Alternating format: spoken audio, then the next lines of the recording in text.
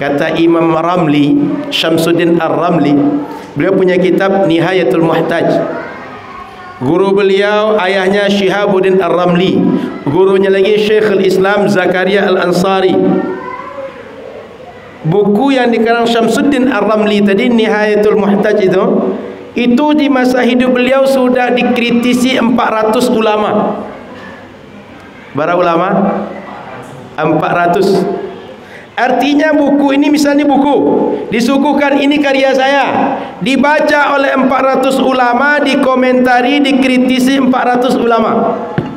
Lah selesai peratih ulama itu sampai kitabnya kawa. Kira-kira kitab itu valid atau tidak? Maksud ambo isinya valid atau tidak? Bisa dipertanggungjawabkan atau tidak? 400 ulama.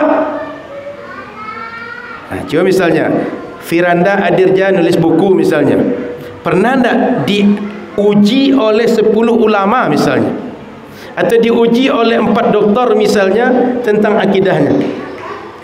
400 ulama. Apa kata beliau? Hari ini yang disebut Ahlus Sunnah wal Jamaah adalah yang mengikut Imam Abu Hasan Al-Asy'ari dan Imam Abu Mansur Al-Maturidi. Dan yang berbeda dengan beliau berdua, ahli bid'ah. Hamba ulang, hari ini kata beliau, beliau hidup di abad 10, yang disebut dengan pengikut Ahlus Sunnah wal Jamaah adalah pengikut Imam Abu Hasan Al-Asy'ari dan Imam Abu Mansur Al-Maturidi. Dan orang yang berbeda dengan beliau berdua, ahli bid'ah.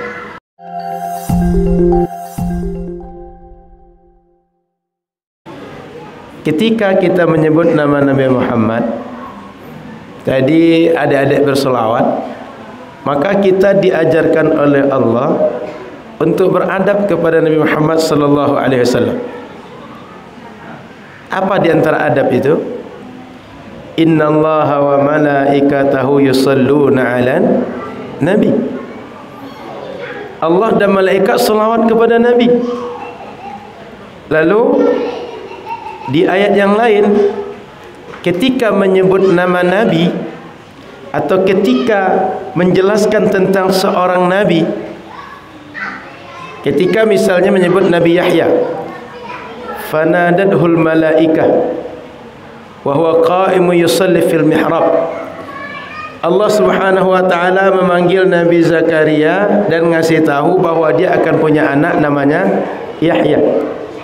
Nabi Yahya itu disebutkan dalam ayat itu adalah musaddiqan bi kalimatin minallah wa sayyidan wa hasura wa nabiyyan minas salihin. Nabi Yahya itu adalah seorang yang membenarkan isi kitab Allah kepada nabi sebelumnya, Nabi Musa dan nabi-nabi sebelumnya. Sudah itu Nabi Yahya itu seorang sayyid.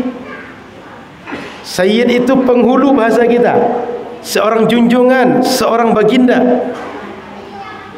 Maka kalau seandainya kita pahami dengan bagaimana kita berinteraksi dengan Nabi Muhammad, menyebut Nabi Muhammad, memposisikan Nabi Muhammad, logikanya adalah jika seorang Nabi Yahya disebut dengan Sayyid, Nabi Muhammad Imamul Anbiya wal Mursalin lebih patut disebut dengan Sayyid.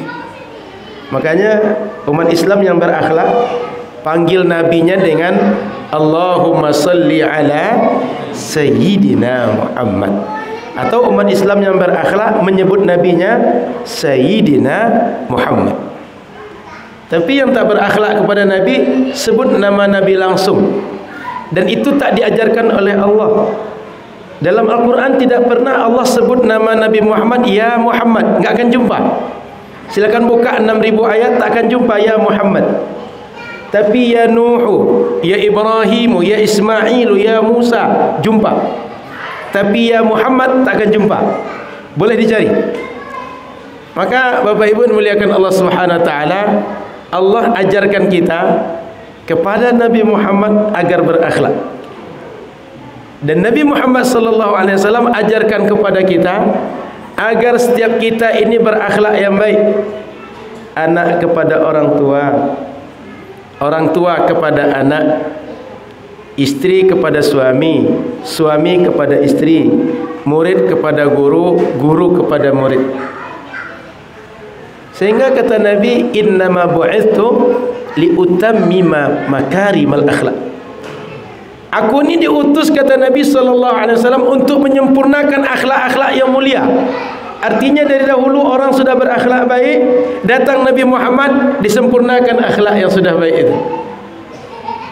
Makanya di akhirat nanti, kata Nabi, ketika ditimbang amal kita, yang paling memberatkan timbangan amal adalah husnul khuluq, akhlak yang baik. Maka Bapak Ibu yang dirahmati Allah Subhanahu wa taala, di awal saya ingin pesankan agar setiap kita berinteraksi, bergaul, bertegur sapa, berbuat dengan siapapun, tiru akhlak Nabi sallallahu alaihi wasallam, bahwa beliau memuliakan siapapun. Jangankan orang yang biasa berjumpa dengan beliau, orang Badui yang sekali-sekali jumpa dengan Nabi, orang Badui yang tabiatnya kasar, diperlakukan baik oleh Nabi sallallahu alaihi wasallam. Apalagi sahabat yang tiap hari berjumpa dengan Nabi, apalagi ibu beliau, apalagi istri beliau, apalagi anak beliau. Maka Nabi sallallahu alaihi wasallam, dia seorang paling baik akhlaknya kepada orang tuanya, paling baik akhlaknya kepada umatnya, pada sahabatnya, dan termasuk pada keluarganya. Khairukum li ahlihi, kata Nabi. Semua kalian ini baik, tapi yang terbaik di antara kalian siapa yang mampu baik kepada keluarga dia, kepada istri, kepada anak dia. Wa ana khairukum, dan aku, kata Nabi, orang yang terbaik di antara kalian li ahlihi, dalam memperlakukan keluarga dia. Maka Bapak Ibu yang dirahmati Allah Subhanahu wa taala, dalam hidup bermasyarakat, perhatikan akhlak yang pertama. Akhlak kepada Allah, akhlak kepada Nabi, akhlak kepada orang tua, akhlak kepada pasangan hidup, akhlak kepada anak, akhlak kepada guru, dan akhlak kepada orang sekitar kita. Kemudian Bapak Ibu yang dirahmati Allah Subhanahu wa taala, kita ketika datang bulan Rajab membuat peringatan Isra Mi'raj. Boleh tidak buat peringatan Isra Mi'raj ni?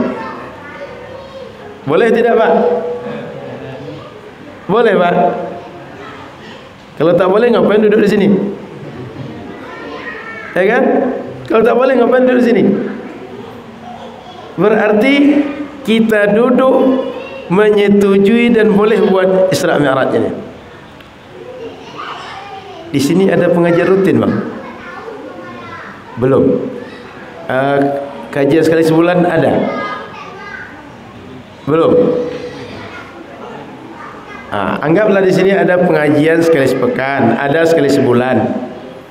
Pertanyaan saya, kalau pengajian sekali sebulan dibuat, sekali sepekan dibuat, lalu dibuat tabligh akbar Isra Mi'raj, apa beda pengajian sekali sebulan dengan Isra Mi'raj?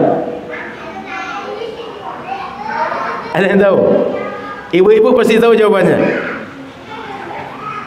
Apa bedanya kajian rutin kita buat sekali sepekan dengan Isra Mi'raj? Apa bedanya, Bu? Kalau pengajian rutin tak ada makan. Kalau Isra Mi'raj, itu ada makan itu. Iya, Bu? Saya tengok je tadi ibu-ibu sibuk di balik apa tirai kuning tu. Jadi bapak-bapak jangan cemas, sebelum pulang ada yang akan kita makan. Tak akan makan orang kita di masjid, ada yang kita makan. Jadi insya Allah ada makan. Jadi kalau kita tengok apa beda pengajian biasa dengan Isra Mi'raj, ujungnya ada makan.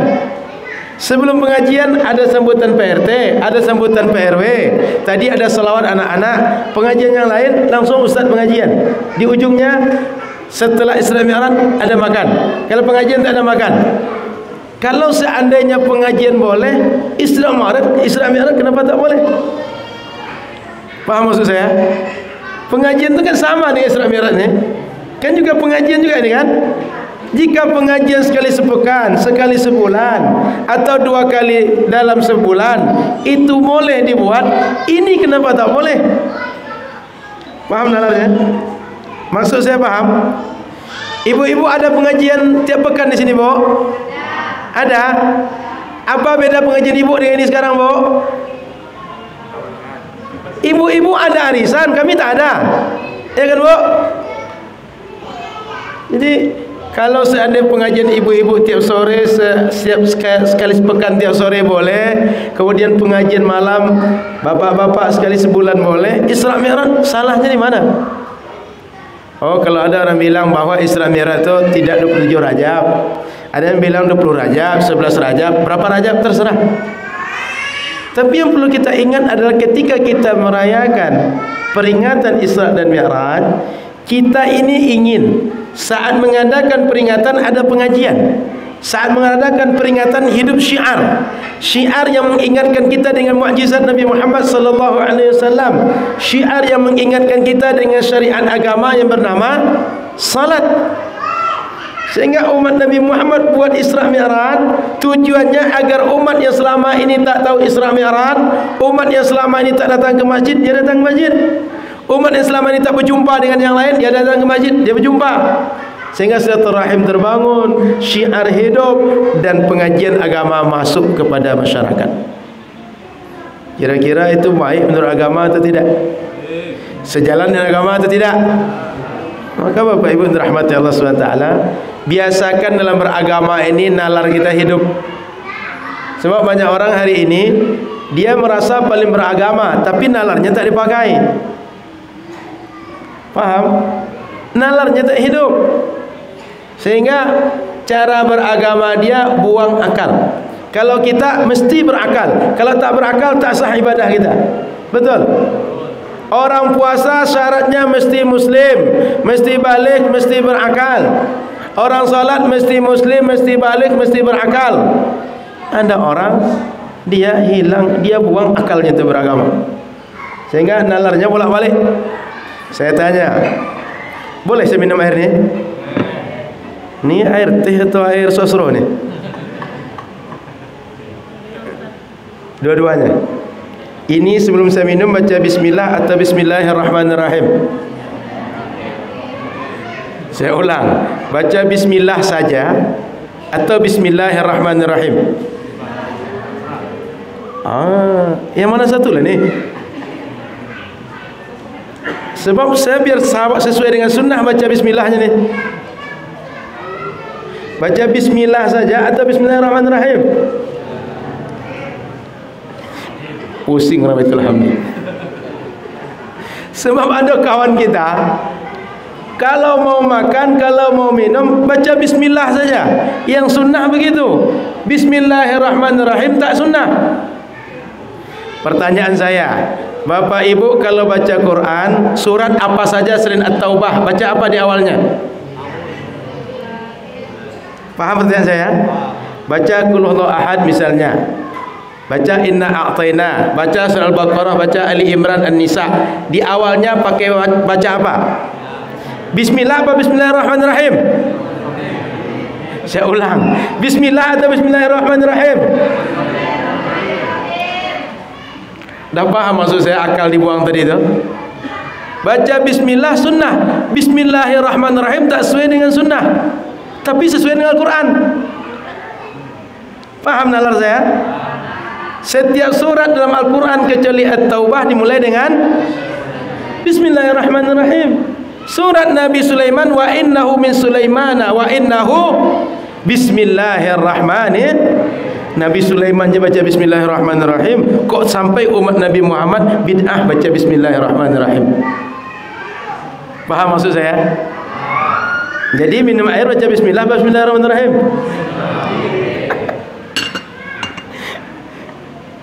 Sederhana, kecil. Maka Bapak Ibu, kata Imam Nawawi, saat kita akan berwudu, kan sunnah baca bismillah. Kata beliau, sempurnanya baca bismillah itu dengan Bismillahirrahmanirrahim. Paling minimal baca bismillah. Dah, agak paham sikit? Jadi Bapak Ibu, rajin-rajin belajar.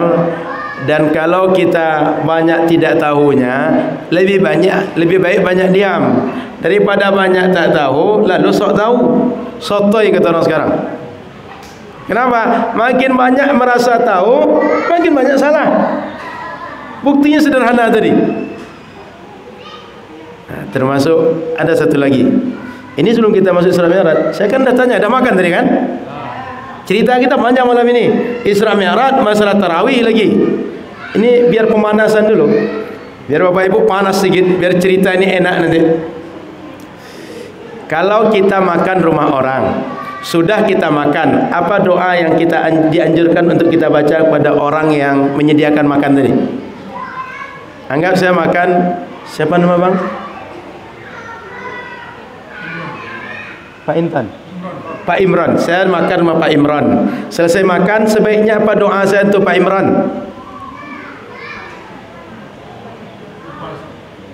Tak tahu. Akala ta'amakumul amrar wa aftara indakumus saimun. Kata Nabi, kalau kita makan rumah orang, bacakan doa. Semoga makanan yang kamu ada di rumahmu, makanan yang kamu punya, dimakan oleh orang-orang baik. Kenapa Nabi doakan gitu? Kalau orang baik yang makan makanan kita, dia gunakan untuk yang baik. Dia akan zikir, dia akan salat, dia akan melakukan amal-amal saleh. Sehingga kalau dia berbuat baik dan tenaganya karena makanan yang kita sediakan, dapat pahalanya untuk kita. Lalu setelah itu kata Nabi, wa aftara indakumus saimun. Semoga orang-orang yang makan di rumahmu adalah orang yang berpuasa, yang berbuka di rumahmu. Sehingga ketika dia makan di rumah kita, dia berbuka puasa, kita dapat pahala sama dengan orang puasa tadi. Lalu yang ketiga dalam banyak riwayat, wasallat alaikumul malaikah. Semoga Allah berselawat untukmu. Para ulama menjelaskan kalau Allah berselawat untuk kita atau untuk Nabi, maknanya Allah berikan rahmat untukmu. Tapi ada orang bahwa yang sahih riwayatnya cuma akala ta'amakumul abrar wa aftara indakumus saimun. Yang ketiga katanya wasallat alaikumul malaikah, dhaif. Paham? Dan malaikat, dan semoga kamu dirahmati oleh malaikat. Riwayat itu dhaif. Sehingga apa kata guru-guru kami? Kalaulah tidak dia dhaifkan, kalaulah dia tidak nafikan ujung daripada doa tadi, malaikat akan mendoakan dia sehingga dia dapat rahmat dari Allah. Tapi ada orang memilih untuk tidak mendapat rahmat dari Allah. Paham Bapak Ibu? Tidak mau dia didoakan agar dapat rahmat dari Allah. Alasannya hadis dhaif. Menariknya, orang yang seperti ini dalam masalah amaliyah, dalam masalah wirid, masalah doa, masalah zikir, dia ketat dalam masalah hadis dhaif. Tapi dalam akidah, hadis palsu pun dia pakai. Paham? Mestinya akidah itu keyakinan. Kalau keyakinan, dalil-dalilnya sahih, dalil-dalilnya qat'i, dalil-dalilnya pasti, definitif. Bukan lagi dalil-dalil yang diperdebatkan, bukan dalil-dalil yang dipertanyakan. Tapi dalam masalah akidah memakai hadis palsu, memakai hadis dhaif. Dalam masalah fikih ribut, enggak boleh pakai hadis dhaif. Paham? Mestinya kita itu dalam akidah ketat, enggak boleh hadis dhaif apalagi palsu. Dalam masalah muamalah, dalam masalah fikih, dalam masalah fadhailul a'mal, lebih lapang dalam memakai hadis dhaif. Karena hadis dhaif itu hadis dari Nabi, cuma kekuatan validasinya tak sama dengan hadis hasan dan hadis sahih. Tapi dia datang dari Nabi sallallahu alaihi wasallam. Maka Bapak Ibu dirahmati Allah Subhanahu wa taala, kita dalam beragama ini mesti hidup nalar kita. Yang kedua, mesti rajin-rajin belajar kepada orang yang ilmunya bersambung kepada para ulama, yang dia bertalaki kepada ulama, supaya ilmu ini nanti jelas diambil dari siapa, berasal dari siapa.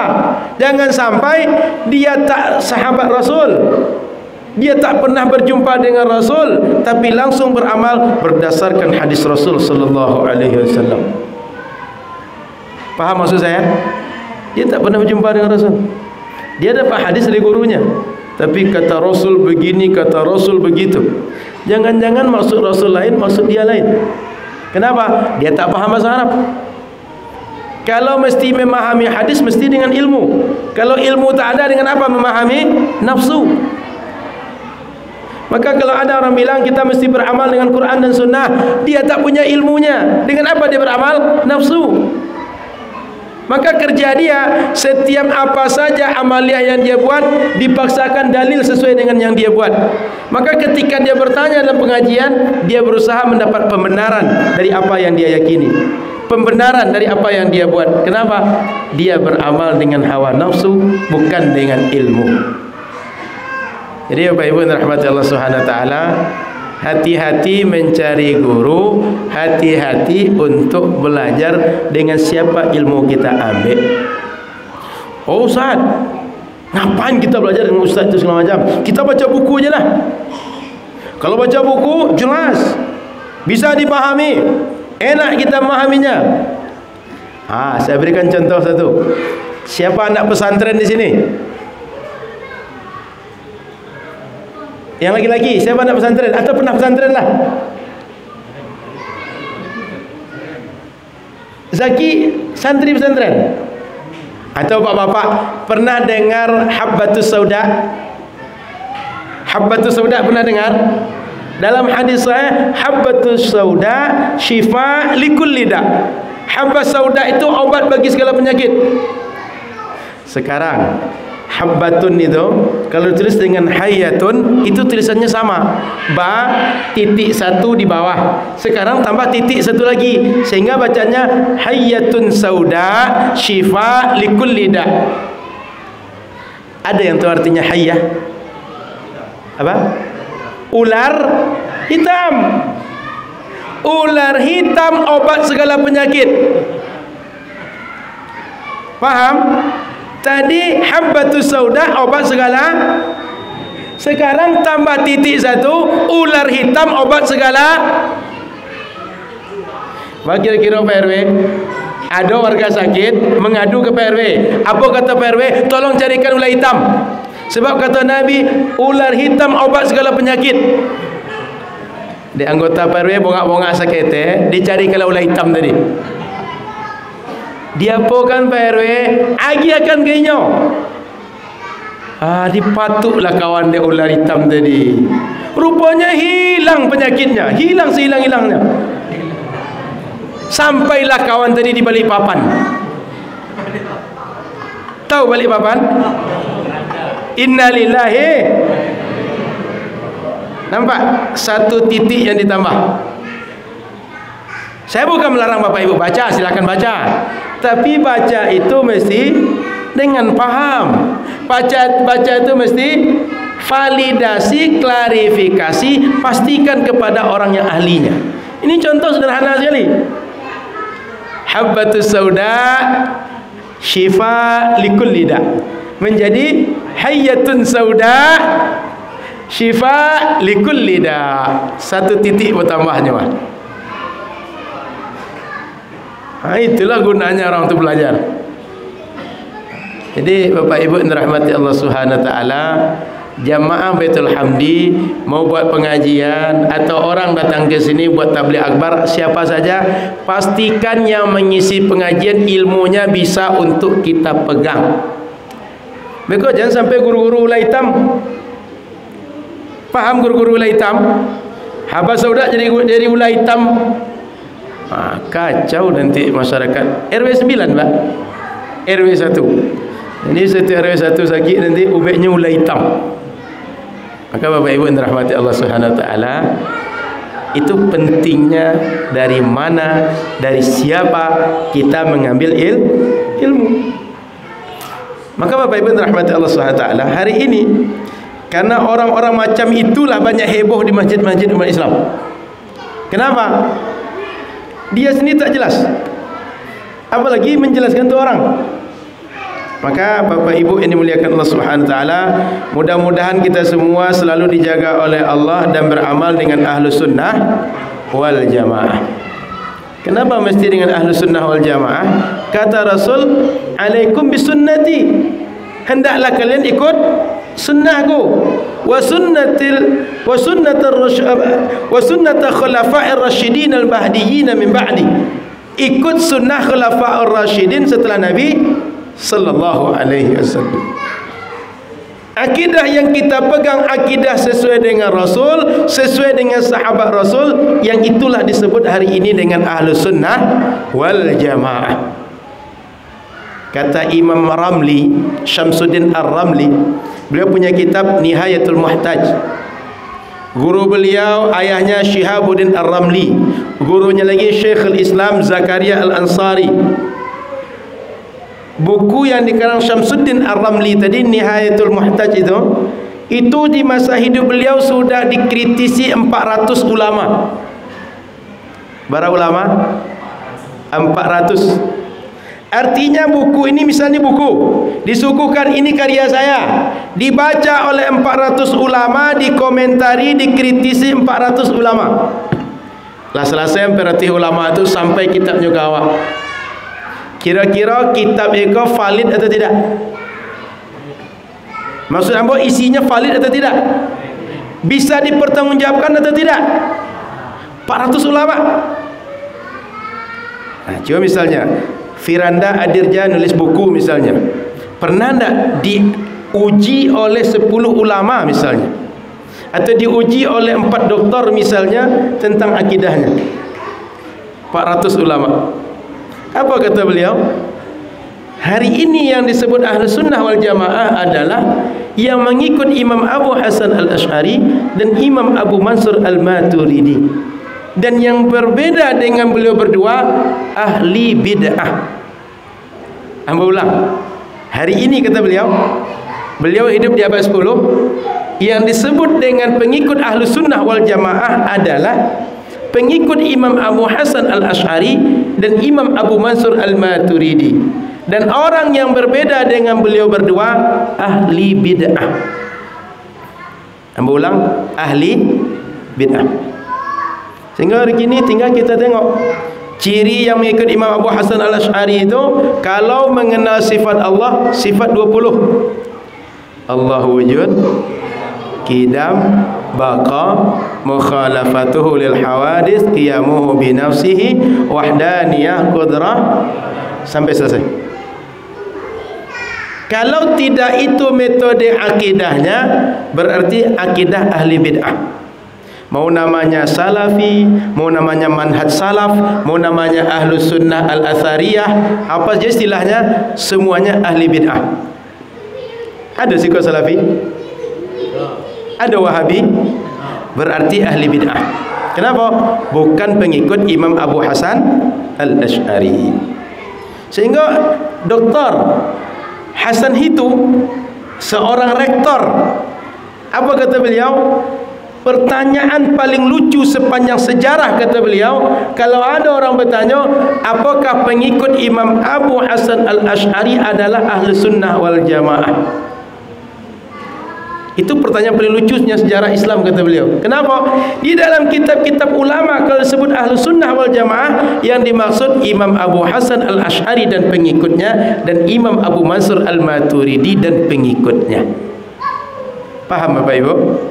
Jadi kalau ada nyebut kami bermanhaj salaf, kami Ahlus Sunnah, kami salafi, apa lagi istilah lain? Kami al-athari, ahlul athar, apa lagi istilah lain?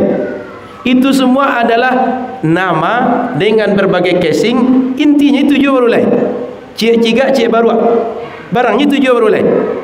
Maka Bapak Ibu dirahmati Allah Subhanahu wa taala, yang disebut Ahlus Sunnah wal Jamaah kalau akidahnya sifat 20.